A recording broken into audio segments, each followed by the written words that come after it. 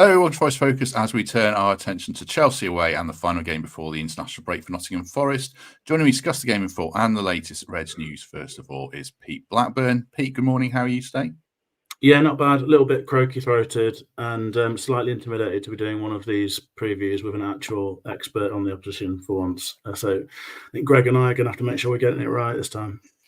Well, we got it totally wrong last week, as your father-in-law reminded us at the game. More than once as well, just to say how wrong we got the team. So we'll do our best this week, but good to have you with us. Second guest is Greg Mitchell. Morning, Greg. You well? I am, yeah, very well. Good to be doing one of these. I usually only do the after the game, and I'm glad I didn't do that one this week. So yeah, it's good to turn our attention away from Fulham, certainly, and look ahead to Chelsea. Final guest today, welcoming back Matt Davies-Adams, obviously a Forest fan, but also commentates on Chelsea for their club output. So, Matt, good to have you with us. How are you today? I'm all right, thanks, Matt. Yeah, I feel for Pete and Greg because this is going to be mighty confusing for them, isn't it? I don't know if I should be other Matt, maybe just better Matt. The fact that we look so Matt. Okay, yeah, I'm okay with that. Very good. My brother-in-law and his wife came over from Australia, and we somehow ended up chatting about Matt's appearance on the podcast. And they didn't believe how much he looked like me, and they couldn't believe it. So yeah, also, and I've mentioned this before. I was at the Our Glorious Banners exhibition last week, and somebody came up to me like, "Oh, I can't believe it's you!" Rah rah rah! And just straight away, I was like, "Yeah, it's not. I'm not that one. I'm afraid I'm going to have to disappoint you." Oh dear. Right. Well, there you go. Right. Let's talk about this game against Chelsea. Just how are you feeling about it, Greg? You referenced Fulham being miserable. So how are you feeling about this one? Looking forward to it. Seem to have good trips to Chelsea. So, looking forward to getting down there. Remembering how good our away form is, how confident we can be, and playing a really good team, which seems to suit us in a strange way. So, always enjoy Chelsea. It's a shame it's a Sunday, but at least it's not the late one, so we can still have a good day and hopefully another memorable one to tick off. Good or bad fixture for us, Pete, after a defeat? We're good on the road, but Chelsea are very good this season. Is it sort of irrelevant and we just have to look after our own performance a lot better this time? Yeah, I think it's probably that. I mean, it's certainly a hard fixture, not an easy one, but I'm really looking forward to it. And I mean, Greg's right about we know now how we can play in these sorts of games, and we've proven that we can do it before. So it's a daunting place to go, facing the league's top scoring team. That sort of mad battery of attacking weapons that they've got in the 11 and from the bench, form danger man in the league, all that sort of stuff. But we've seen what we can go and do on the road. We can put a game plan out there that can take a game to anyone in different ways. And I'm sort of relatively confident that Nuno will have that sort of setup planned. And fingers crossed we can get another result. A win's obviously going to be an incredibly hard thing to achieve, but anything is possible for this team, I think. Obviously, Matt, you all have seen more of Chelsea than any of us, so you're well placed to talk about the kind of challenge we face. With your Forest fan hat on, how are you seeing this one? I'd love to take a point. Absolutely. I think it's the worst possible time to play Chelsea because they've kind of clicked into gear in a really impressive way in recent weeks. But yeah, I think that there's potentially something there for us. That there's areas that we can prey on, definitely. But it's going to be all about the team that Nuno picks. I know we'll get onto it, but I think the temptation will be to go with the same 11 that started against Liverpool. But I actually wouldn't do that. So yeah, I'll know how I feel, 75 minutes before kickoff when I see our team, I think. Yeah, we'll talk about our teams. I'm looking forward to seeing. I've got them obviously, and there are some interesting differences there. I mean, I would take a point now. You're always Mr. Optimism, Greg. Would you take a point if offered right now? No. No. Yeah, it's one of those things I would have against Liverpool, but Chelsea aren't Liverpool, so no. I think we can get more than a point. Excellent. What about you, Pete? Normally, I would be in Greg's position. I do admire the optimism because we definitely can go there and get stuff. I think in this occasion I'll probably take it because of the sort of context of the game. It's time to go into international break. It would really round off this sort of period of very tough games in a pretty nice way. It'd be a positive result to give us a sort of boost before those next upcoming games where we're going to have pressure on us to go and get wins. So I think I probably would take it, albeit it's sort of against my nature to do that. No, I would as well. Obviously, with my reaction to Greg, I would love a point, to be honest. I mean, talk to us a bit about Chelsea this season, Matt. I'll ask you about Cole Palmer, but just in general, it looked like a lot of chaos in the summer, but they're obviously doing very well. So what have you made of them? Yeah, I think it was chaos, and I think there was sort of general underwhelmment when Enzo Maresca was announced as the manager. But it's actually looking more and more like it was a sensible appointment, because there's lots of people that he knows from before. Joe Shields, for example, who's big in the recruitment at Chelsea, worked with him at Manchester City, and that's obviously why Jadon Sancho came. But also he knows Romeo Lavia and he knows Cole Palmer as well from his time there. So there's that kind of natural fit there, and plays the kind of football that the owners have been looking for.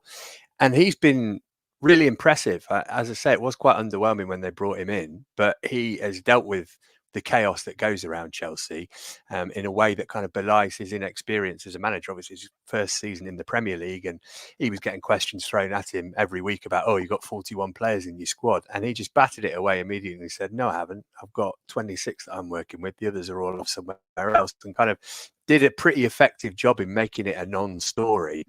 And he's got a Premier League team and a Conference League team. Normally we'd think that Forest coming into this game would have an advantage because the opposition had played a couple of days before and we've had a free week. Well, we're recording on Thursday morning.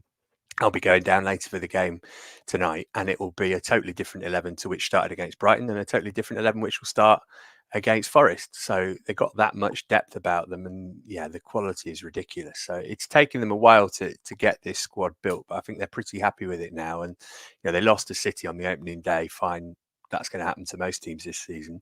Since then, other than the draw at home against Palace, which is what we can take heart from, they've been really impressive. And I think now they would view this season as a disappointment if they don't qualify for the Champions League at the end of it.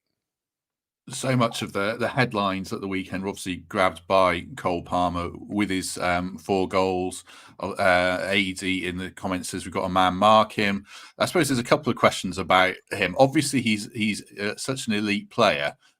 But one thing about it, did Brighton just play massively into Chelsea's hands and make their job a little bit easier? Was one thing I wanted to ask you about, Matt. Yeah, 100% they did. I mean, if you play a high line against the pace of Sancho and Madueke and Nicholas Jackson, you're asking for trouble. If you do it with Lewis Dunk and Adam Webster, then I'm afraid I've got no sympathy for you, because they were just taken to the cleaners time and time again. Obviously, Herzl is new to the Premier League as well, and he's a very kind of, this is my style, this is the way we play, I'm not going to deviate from it.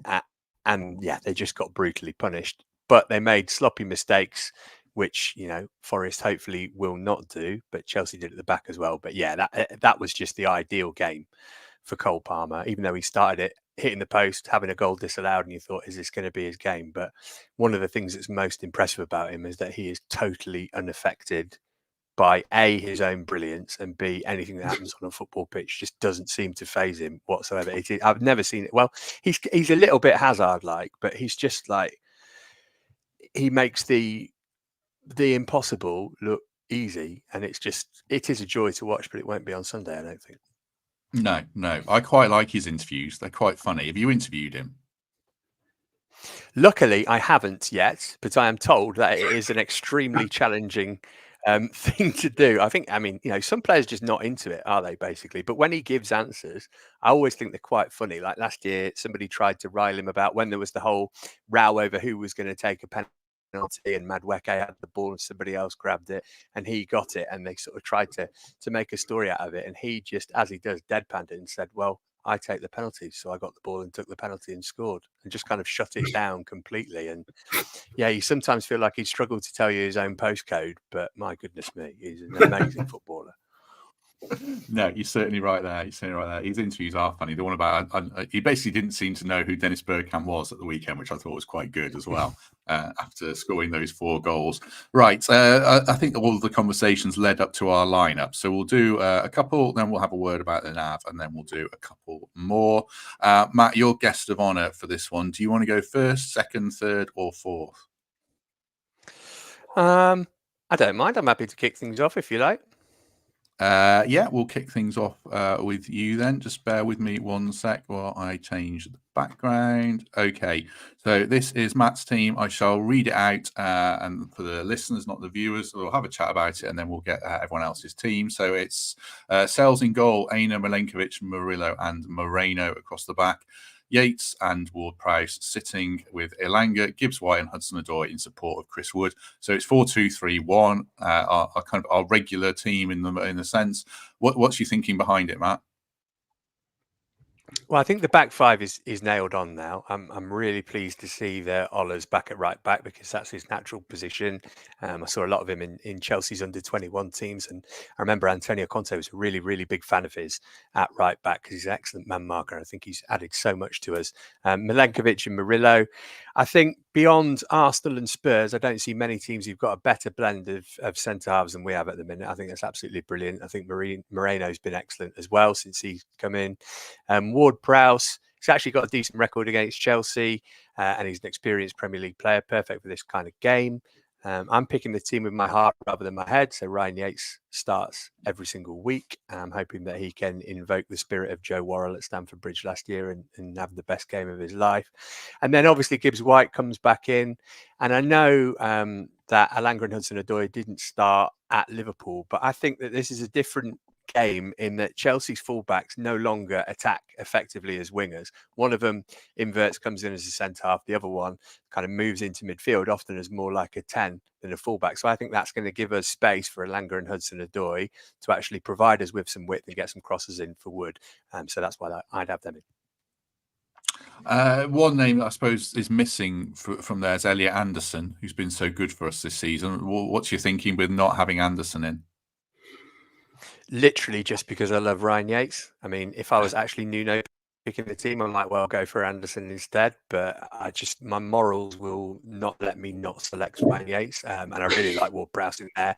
And I know it's kind of damning him with faint praise, but set pieces might be a good route to goal for us in this game. So you want Ward-Prowse on there to be whipping balls in. Yeah, I think so. Let's come on to Pete's team next because it's pretty similar. I'll just with one difference. I'll read it out and then get Pete's thoughts. 4-2-3-1 as well. Sells, Aina, Milenkovic, Murillo, and Moreno. Ward-Prowse, Yates, Elliot Anderson on the right instead of Elanga. Gibbs-White, Hudson-Odoi, and Chris Wood. You're going quite attacking there as well, Pete. So what's your thinking behind it? Well, I'm feeling quite boosted by the fact that it's not too different to Matt, so I can't be totally mad. I don't think so. That's nice.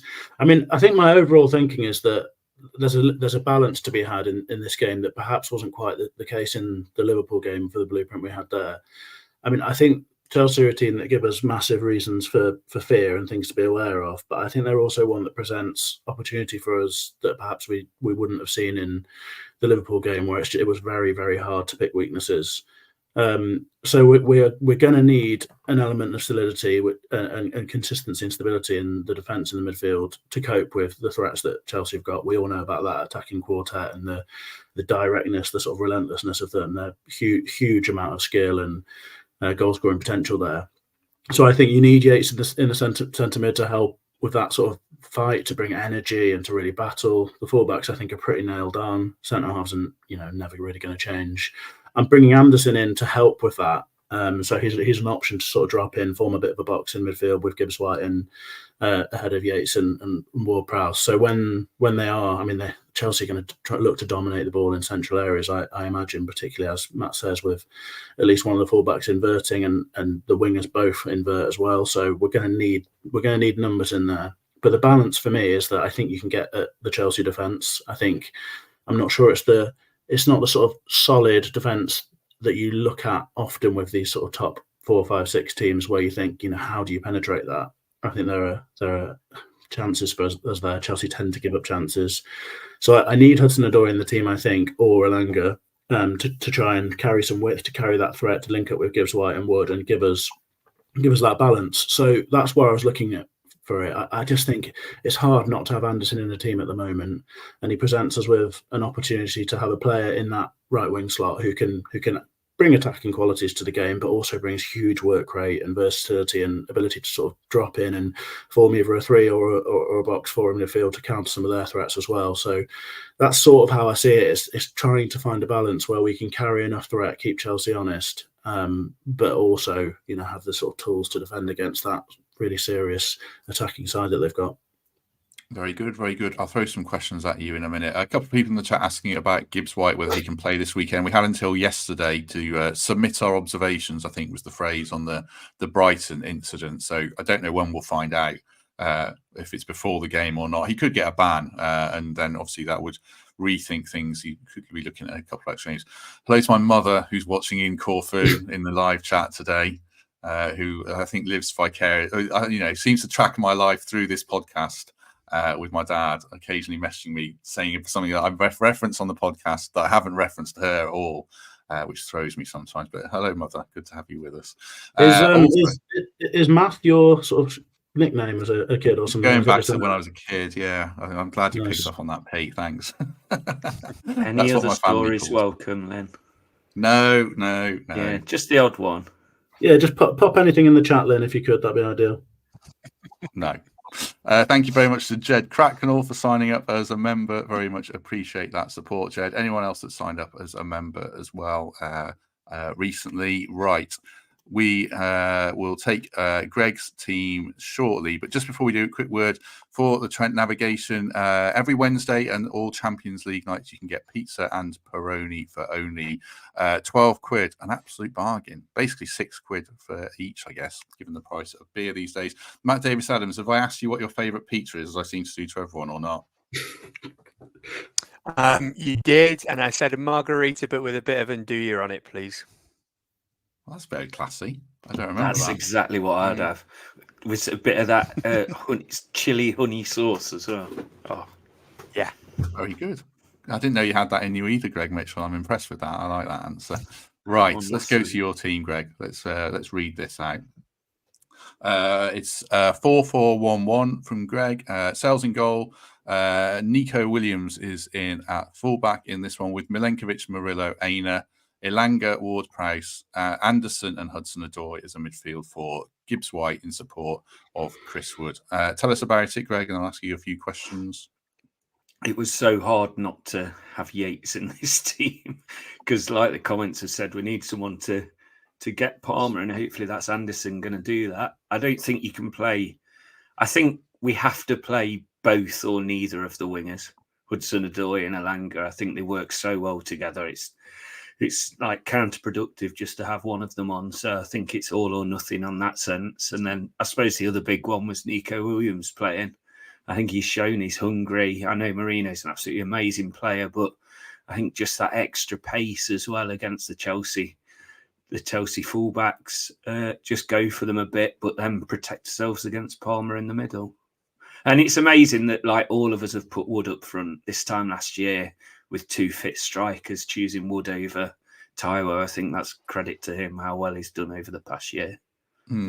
What about, none of us have got Jota Silva, Greg? Were you tempted there or not? Yeah, it's so much harder. I know I've never got it right, but it's so much harder to pick a team this season because of the quality of the bench. But that just shows what we can bring on if we need a change at 60, 70 minutes. And these players are almost like for like in quality. So it's great options to have, which gives me the confidence further into the season.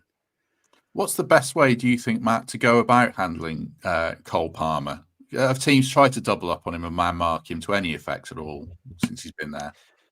Yeah, West Ham did a couple of weeks ago at the London Stadium, and all it meant was that there was loads of space for everybody else. I think it's kind of futile, to be honest, just because of the other players who are around, and also because Palmer's so good that he can still handle people doubling up on him by and large. But yeah, I think I get why you'd want to do that because he's such an effective player, particularly at Stamford Bridge. But I think it just means that you're then offering somebody like Enzo Fernandez, who struggles to find a proper role in this system. Actually, you're just giving him more license to get forward, which he wants to do, and you're giving a bit more space to whether it's Madueke or I suspect it might be Pedro Neto actually on Sunday in his place, or Sancho. So it's a bit of a hiding to nothing. I think he's in such rare form at the moment that nothing seems to be stopping him. So I wouldn't be putting all our focus on just Cole Palmer, even though I might come to regret saying that. Where does he play? Which I know is a silly question, but does he have a free role to do what he wants, or does every player in a Maresca system have a very set role, like with Guardiola at City? Well, that's what we thought was initially going to be the case. We thought, and he said, look, this is my system. It doesn't change. And then lo and behold, for the first game of the season against Man City, he did change it. And it's been much more flexible than we thought. That front three will change quite a bit, but Palmer will start as the 10 behind Nicholas Jackson because they've developed a really promising relationship. So yeah, he'll kind of float around the middle, but if it's not working, then him and Sancho will swap places for a little bit, or him and Madueke or Neto will swap places for a little bit. And that's what makes it so difficult to keep tabs on it, I think. And then, as I say, you've got Enzo Fernandez kind of joining in as much as he can, and probably Gusto as well, because he likes to invert and play alongside Palmer at times, which is why everybody's found it so difficult to get a handle on it. I think it's very top heavy, the Chelsea team, and there are ways that Forest can exploit them defensively, but yeah, there's just too much to deal with basically in attack at the moment for opposition. Yeah, Greg Oram asks about Nicholas Jackson as well. One more on the Chelsea attack. I mean, he was a bit of a figure of derision last season, but he actually scored quite a lot of goals. Is he a more rounded player this season? Is he still got the same sort of rough threat, that sort of rough diamond threat that Taiwo has in a way? Yeah, I found it really weird that he was the subject of so much derision last season, because I think he's just turned 23. It was his first season in the Premier League. He started as a winger. He ended up with more goals than Didier Drogba did in his first season as a Premier League player, and he scored a hat-trick away to Chelsea's biggest rivals. And I don't really know what else you're expecting from the fella, but he's definitely improved this season, because he couldn't head the ball at all last season, and he seems to have worked on that. And even little things like last week, he was through on goal for the opening goal, and rather than shoot himself, which would have been his instinct last season, he squared it to Palmer, who was unmarked and could tap it in. So he's become a much more selfless player, and I think he's aware that Nkunku's kind of breathing down his neck, and obviously Chelsea looked at Osimhen at the end of the window, and he needs to kind of perform every week to justify his place in the team. But yeah, he's a much better player than he was last season, but he was pretty good then. Very good, very good. Right, we'll just take a look at my team quickly. It's slightly different. I don't know if the chaps will think it's too negative. Sells in goal, back four, Aina, Milenkovic, Murillo and Alex Moreno. And then sort of a box midfield, which is what Pete was referencing. But Yates, Ward-Prowse, and then Dominguez and Anderson also playing quite narrow, with Gibbs-White in behind Chris Wood. So one change from the Fulham team with Gibbs-White coming in for Taiwo. Obviously different circumstances, and I feel like it's fine to be more conservative away to Chelsea than it is at home to Fulham. And this sort of thing did work against Liverpool, containing their wide threat with Salah and Luis Diaz. Obviously, Palmer plays more centrally, but as Matt said, they've got so many other threats. So I kind of feel like if we can plug up the midfield and keep this one tight, because Chelsea are so good in attack, if we can be in the game at 0-0 after 70 minutes or 60 minutes, then we can introduce the wingers. So that Nuno plan that we've seen in other games works worked well at Anfield, and I think it can work here in this one. So that was my thinking in general. Any thoughts on that, anyone? Yeah, just okay. You're going to bury it? No, it's the comments. Matt's team just doesn't add up, and it does divide opinion. You always go for a nice shape. I'll give you that. I know. I'm the one who can move things around. I'm pleased that Math has come up twice in the chat already. It's a great comment, that is. Yeah, thank you. I mean, it's sort of like your team, though, Pete, isn't it? Sorry? It's sort of quite like your team. I've just moved the players around a bit narrower. Well, you've obviously not. You haven't got the sort of wide threat in that team that I brought in with Hudson-Odoi. But this is the Liverpool team, right? Yeah, it's the Liverpool team. Yeah. Yeah. I mean, it makes some sense to me, and if this is the way that Nuno goes, I won't have a problem with it at all. I mean, to be honest, I won't really have a problem with whatever he does, because I think he's a thoughtful guy with a decent plan. So I'll back that. But I can see the sense in it, because I guess what it does is it gives you the hope that you can get to that sort of 60-minute, 70-minute, whatever time period where you've managed to keep the sort of shackles on, and then you go at the defence with the sort of game plan that both Matt and I spoke about in terms of being able to impact in wide areas with fresh players against more tired players. So I can understand why you might choose to do that. I think the fear for me is I just wonder how realistic it's going to be to sort of hold on in a game where the goals just seem to come from everywhere. And even if we're restricting Chelsea to sort of what you might think of the sort of lower opportunity, lower chance, low quality chances with shots from outside the area or whatever, we've just seen what they can do with those. So I sort of feel like we need to have the threat to balance that out. But that may be totally wrong, and this may be the game plan that Nuno goes for, and it's a blueprint that's worked in sort of relatively similar circumstances elsewhere. So I think that would be, perfectly reasonable. Are Chelsea like really fast starters in games, Matt, as they come out of the blocks and fly at teams, or are they a bit kind of circumspect themselves from what you've seen under Maresca? They certainly were at West Ham a couple of weeks ago. Not actually against Brighton. Brighton got on the front foot for the first 10, 15 minutes of the game. They tend to be less front-footed at home, weirdly, for some reason. Maybe that's because there's a bit less pressure on them when they're away. Last week was the first home win in the Premier League of the season. But one thing that I really, really want to see us do, I want whether it's Elanga and Hudson-Odoi in my team and Chris Wood, I want them pressing right on the edge of Chelsea's penalty area when they get a goal kick, because Robert Sanchez can pass the ball over 80 yards like he's Edison, but when he's passing it 5 yards, it's like his laces are tied together. And they always do this weird thing where Levi Colwill takes the goal kick to him, and then he kind of messes about with it for a bit. And this is how they conceded a couple of goals last week. He's actually done it a few times this season. He'll kick it centrally, sort of straight to the D, and then if somebody's pressing, he's snapping on Fofana or whoever's got the ball, win it back, and there's a high chance of a turnover and getting a goal there. And even after last week, Maresca was asked about this and said, yeah, we'll concede loads more of these goals this season because this is the way that we are going to play. It's going to happen, but I think that the juice is worth the squeeze. Well, I think that this is something that Forest can definitely prey on, because particularly he's had this wobble last week. I think it'll be on his mind, and yeah, his short passing is not good. Matt, can I just ask Better Matt a quick question? That's a way to mark your final appearance on the show. I just wondered what the sort of Palace blueprint was for getting a decent result at Chelsea, how that played out, and if there's anything to take from it. You know what? I thought about this, and I actually don't think there really is, because that was just a case of Chelsea being profligate that day. They had far more of the ball. They had loads and loads of chances. They just couldn't put any away. Will Hughes should have been sent off, which would have changed the game entirely. And then Eza scored a worldie, which is, he is wont to do. So I think that was more about Chelsea's deficiencies in front of goal that day than anything Palace did, because they were totally overrun for most of the game. As soon as they brought Hughes off and put some Doucouré in midfield, he was much better, and that changed the game for them a little bit. But they managed to hang in, frustrate Chelsea, didn't let them get the second goal, and then pinch one. But it was more about Chelsea beating themselves than anything Palace did, really. Very good. Thank you very much, Pete Blackburn, for your question. Moving on away from the game, there's a few other things I wanted to discuss before we go today. One of them, the main one, I guess, is the change in chairman midweek, which caught us by surprise. Tom Cartledge stepping aside, Nicholas Randall coming back in to take the reins again after his stint of the previous, I don't know how many years it would have been, 5 or 6 years. You tweeted about it, Greg. I'm not sure I've got a strong opinion on it, to be honest, but you're pleased that Nick Randall's back. Yeah, he oversaw some of our finest times of latest years. He knows the club. He's passionate about the club.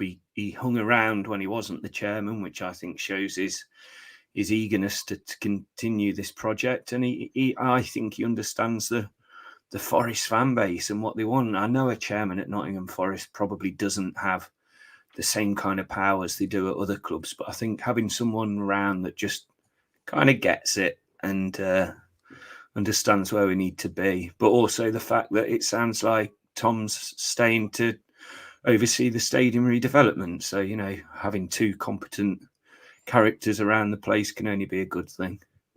Yeah, I mean, Nick Randall coming back. The only thing, he got flack for saying we won't get in PSR trouble. But, he doesn't sign off on the transfers. So it was maybe an ill-chosen choice of words. And Tom was much more political when he came on here and answered that question. But, chairmen don't set transfer policy. They do have an interesting role as the public face of the club, I guess, in a sense. Any thoughts on it changing, Matt, for you or not? I kind of made a deal with myself because I work for Chelsea, for the sake of my own mental health, to not pay too much attention to the inner machinations of football club boardrooms, because it can just spin you out a bit. But what I do think is interesting is that Evangelos Marinakis is, I don't know whether it humble's the right word, but if he kicks somebody out, he's prepared to bring them back in, isn't he? You can get back into his good graces, which I think shows a good degree of flexibility from him. We saw it with Sirianos as well, didn't we? And it's kind of being able to admit that you've made a mistake is not something that billionaires are often very good at. So I think that's to his credit. But yeah, generally, I mean, just let him get on with it, and hope for the best, and hope they don't hire a referee consultant. Yes, certainly. I suppose, Pete, the thing as well that people talk about is the ground redevelopment. I guess you'll be interested to see if it has any impact on that, because I know it's a passion of yours that we redevelop the City ground as soon as we can. Yeah, I mean, I'm not going to speculate at this point, because that we've got no sort of great evidence or reason to think that there's any concern on that front. But I do think the most important, I think the role of chairman at Forest is, as Greg sort of hints at, it's not necessarily the most significant in terms of decision making and such like all the time. I think quite often the chairman is a sort of a dignitary in many ways, a sort of statesman, the face of the club, that sort of thing. So it's important that we have someone who's dignified in that sort of role, and hopefully that's what we get. It's important in terms of liaising with fans and fan representatives, and Greg knows much better than I, but Forza's recent update suggests sort of some positive progress on that front, so that needs to continue. And the other thing is, as you say, the City ground. So we've had sort of positive whispers, but it's crucial that progress continues, because it's been pretty slow going for plenty of understandable reasons thus far. But I think what most of us want is a future, as I've said before, where we can take our kids to that ground for the long term, and know that that's going to be our home for many years. So I hope that continues, and that they can all sort of work in partnership to make that the case. Good stuff. Next thing I wanted to discuss was just briefly, it's 10:30 as we record this for people who are listening. So the England squad is announced at 2 p.m. Everyone's speculating if Morgan's going to be in it. We'll just want to do a quick straw poll going around the room if we think he will, bearing in mind that players are returning in terms of Bellingham and Foden, I guess, and James Maddison's playing well. Hand on heart, Matt, do you think Morgan will be in this one or not? I think yes, because he's a Lee Carsley guy, and I don't see James Maddison quite fitting into that mould. I think yes, but whether he gets any minutes, I'm not so sure of. What about you, Pete? And what if he isn't? Should he? We shouldn't have any negative senses, about it. And I hope Morgan just it makes him more determined to keep playing well as well. If he's not in, but do you think he will be or not? I think I'm just about where Matt is. I'm going to say yes.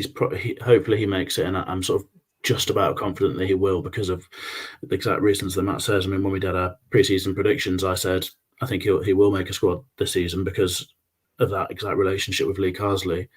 It's clearly a very strong one. Morgan's someone that he thinks he can trust, and who will sort of carry out those instructions. And I think that sort of thing is important, as that transition continues for Lee Carsley, particularly given that it feels to me like there's a pretty good chance that'll be the long-term future for the club. Matt can answer this better than I can. Palmer was in the squad last time and then pulled out. Is that right? Yeah, he had a slight injury, but yeah, he'll be back in, obviously. So I guess the threats are Foden, Bellingham, and Maddison. I think Matt's right about Maddison. I don't think he's currently gonna. Yeah, that sort of run of form is good, but I don't think that's going to override that sort of relationship with Morgan now. Foden's not really been playing in the Premier League, so whether he goes straight in or not, I don't know. I think Morgan will just cling on to the place, but on your wider point, this is just what it is, isn't it? As Billy Davies would have said, we just have an unbelievable set of footballers in those positions where Gibbs White wants to play, and there is no alternative for him apart from to be motivated by the competition. He's had a taste of it now. He had a pretty good taste of it. I thought he looked very good when he came on. He's shown people that he can do it and that he can fit in that side. And really, he should be as hungry as ever to keep going for it. And from what we know of him, it obviously means a huge amount to him, and I think he will be. So, fingers crossed he can keep fighting. And it can only be a good thing for us if that motivation remains, because he's going to be giving everything, particularly coming back from disappointing suspension, to make it in the squads in the future. As Jackie says, do us a favour, if you're watching this live or after the event, if you hit like on the video, it does make a big difference to how many people see this. So appreciate it if you can take a second just to do that quickly. Same question to you, Greg, but also, do you think we might have any other players in our squad currently who could be in the England squad by the end of this season?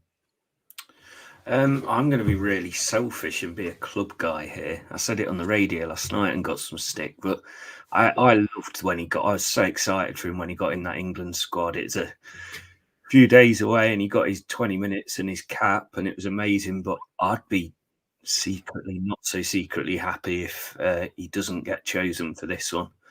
Get a bit of a rest with your family, come back fighting fit for a massive game at home, and I'd like to see him have a bit of a break. I think he's got a huge opportunity to play in a big tournament in the future for England. But like you've just reeled off all those players, he's going to go out there and probably not even get any minutes. So selfishly, and I'm sure not many people would like to hear this, that I'd like to see him not get it this time. But on your other question, the closest to an England call-up would be Hudson-Odoi if he keeps carrying on the way he does.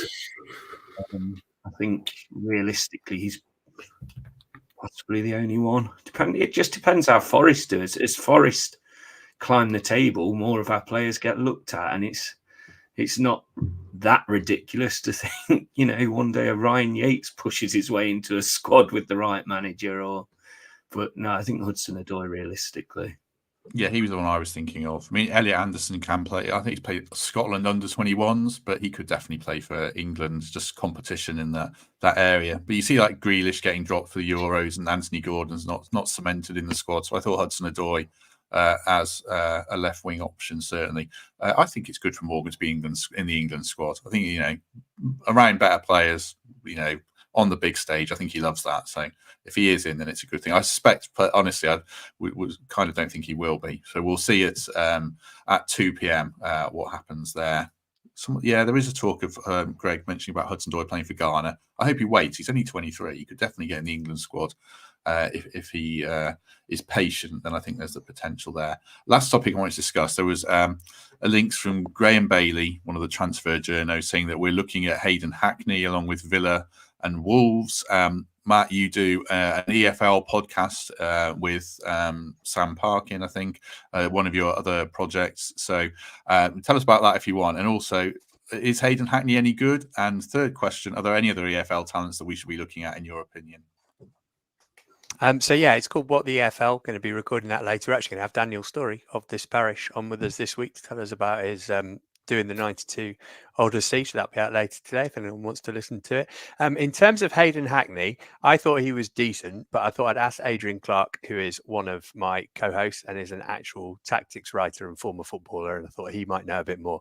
And he says to me that Hackney is developing well at Borough. He's only 22, good passer, decent feet in tight areas, scored in each of his last 2 games, basically an all-round centre midfielder, definitely with Premier League potential. So it sounds like the sort of player that we should be tracking. My son's called Hayden, so I'd absolutely love it if Forest had a Hayden, just personally. I did have a think about other players that we could get, and this is not exactly an unknown. I'm not telling you something you don't know, but I think Gustavo Harmer would be the ideal backup for Morgan Gibbs-White for us. I think he's miles too good to be playing in the Championship for Sheffield United. I'm amazed that nobody picked him up in the summer. So if there's any chance we could get a sniff of bringing him in, I would be all over that. I did give it some thought myself. I thought if we sell a winger, I haven't seen a lot of this player, but Tom Fellows at West Brom seems to be making headlines and doing very well, and just got in the under-21s. But it's an untapped as we've mentioned before. I don't know if you've given this any thought, Pete, at all, but anything to add? I think Hackney's a really interesting name, and he's one that I was sort of hoping that we might have a go for when Alex Scott and Semenyo were on the move as well. They were a sort of trio that I thought could come in and be the sort of players that are of the age and the profile where you can come to a club like ours and not necessarily walk into the team, but they have a bit of space to develop and move on. And certainly that's gone pretty well for Semenyo, and Scott's doing well as well. So yeah, Hackney. I think Hackney would be a great one. I think Fellows is looking really good. You could probably just go and get a Sunderland team sheet and have a look at most of the players in their squad, to be honest, because there's not many out there recruiting better than they do in that sort of market of young talented players. I mean, the lad Chris Rigg looks like he's probably got the world at his feet. Bellingham is doing great things. They've got lots of youngsters they get from France and such like who look great to me. So I think that there's always really good talent in the Championship. I mean, at Sunderland, the lad who's replaced Jack Clark, Matt, you might have to remind me of his name. Romain Mundell. He looks good as well. So I think there's loads, and there always is. And personally, I think it's a market I'd love to see Forest move into a little bit more. Sometimes it's a bit pricey, but I think if you look at those players that I've named, I think there is really good value in there. You look what Semenyo is doing now; it's absolutely outrageous. So yeah, it's something I'd like to see Forest look into, get a few more homegrown players in the squad as well, potentially. Yeah, Rigg at Sunderland was one that's a good shout as well.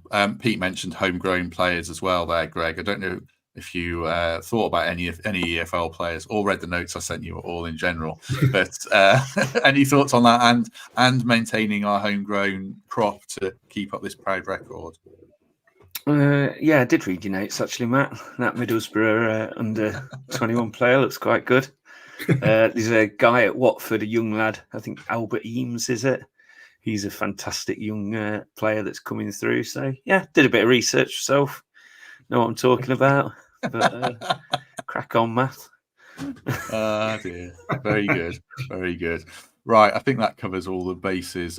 Just a word for home move estate agents. Thanks very much for this. But I don't have a house to sell this week. I think that'll be next week. Ben only wants me to sell one house every fortnight, I think. And to be fair, I don't know if any of the ones we've done have actually sold or not. But it's good fun trying to hawk them on the market. Go on, Pete. Did you manage to move on that big one in Burton Joyce? Not yet. I mean, I'm still saving, £1 a week for a million years at the moment, or a million weeks. So that was a lovely house. So if you are looking to buy either £1 million house in Burton Joyce or a bungalow in Arnold or anywhere else is in the Notts area, then go to look for Home Move Estate Agents on Google, and the link is in the description for this episode. Thanks very much to Ben for his support. They are 5-star rated on Google, so they are people for you if you're looking to buy or sell your house this year or next or any other year. Right, any other business, anything you want to add, Matt Davies-Adams? I don't think so, really. Just, we've had a good start to the season. Let's not let Saturday totally sour us on that. Obviously, we need to get a home win at some point, and you would think that the fixtures that we've got coming up will enable us to do that. But yeah, don't be too downhearted if we get our pants pulled down on Sunday, because Chelsea are in rare form at the moment, and they are going to do that to teams, unfortunately. But as I say, there's ways that we can get at them, so fingers crossed. Gregory Wilberforce Mitchell, anything from you? You almost got my middle name right, but I was christened Greg, just to let you know. After a Canadian ice hockey player who used to play for Panthers. But I've got 2 gigs. Molly Ralph, amazing solo artist. She's a big Forest fan as well. She's playing at Saltbox December the 14th, Saturday, I think it is. So it's a good Christmas party time as well. And The Chase, my favourite band, they're just announced Rescue Rooms on Saturday, March 29th. That's an international break as well, so a selfless act from them. We're not going to miss any Forest games. Tickets go on sale at 10 a.m. tomorrow via Alt Tickets. So if you haven't seen them yet, they're amazing. So get down Rescue Rooms and have a look at them. Are you their manager yet or not? No, never even had a free ticket. So never even had a free ticket for all these plugs. Well, they have played at my house, to be fair, so that was all right. But no, go and check them out. They're brilliant. It's such a good night. Peter Blackburn, anything from you? No, nothing really. Just I'd second what Matt said, and hopefully also I think maybe it's a moment for us fans to regroup a little bit, because it felt pretty flat at the Fulham game, and we could do without that, because if that home run's going to improve, it's going to improve with our help as well. So fingers crossed we can make it a bit more raucous next time out. But it's been a positive start to the season. As Matt says, nothing that happens at the weekend is going to change that massively, and we're going to international break in a pretty decent spot. So onwards and upwards, positive season ahead. Yeah, I think so. It's been a very quiet week. Like, people seem to have. It's been quiet here, I can tell you that. People seem to have disengaged after the Fulham game. So hopefully we go to Chelsea and put in a good performance. I think we can. But if we lose, like Matt says, then there's no shame in it. And we're in a good place as a club, certainly. A couple from me, as I've been saying, do us a favour, vote for us in the Football Content Awards, footballcontentawards.com/voting. Best Premier League podcast and best new content creator. Any support is welcome. I was going to say, I watched Robin Hood, Prince of Thieves last night for the first time in years on Netflix, and as Forest fans should, for the historically butchered version of the tale. But it is terrible and brilliant at the same time. I've forgotten how good it is. Alan Rickman is amazing in it, and some of the lines are great.